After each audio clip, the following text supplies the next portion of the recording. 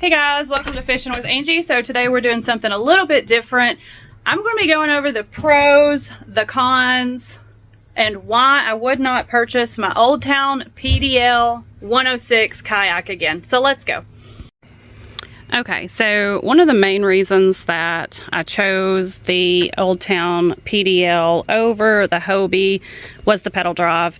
I wanted to be able to go forward and backwards. Now, I don't know if that's changed. I've had this thing for 3 years now. So that definitely was a pro for me. That was my ultimate decision of choosing this one. The chair is very comfortable. I can sit in this for about 5 hours before it starts hurting my butt and my back. So the chair is awesome. I have not bought any of the cushions. I've not felt the need to have one. Another pro of this kayak is the forward facing rod holder. I use that all the time, changing lures, taking a fish off. That's pretty awesome that they put that on there. I love that. I chose the 106 over the 120 because I wanted something that would fit in the back of a truck a little bit easier, and I wanted to take some weight off of it. This thing is heavy. It is a big kayak. It is heavy duty, and weight was a concern. For me, anyway, this is the max. It is borderline needs a trailer, basically. There's even certain areas that I do not go to anymore because it's so hard for me to load. And I do load this a lot by myself in the back of a truck. But if I get to like a boat ramp that's really steep or if I've got current, it's really hard for me to load.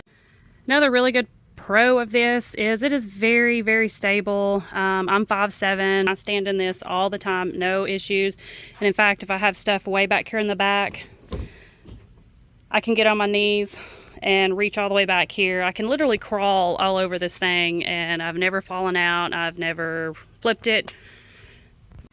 The cons of the kayak. Number one is price. I gave $3 grand for this 3 years ago. I'm not sure what they're at now, but to me that is way more money than I should have spent on a kayak. So I know they come more expensive now. They got those $6,000 kayaks that's got the trolling motor on them, you know, but that is not for me for many reasons, which leads me to why I would not buy this kayak again. It's simply because I would rather have saved that money, a little bit more money, and purchased a boat with a motor.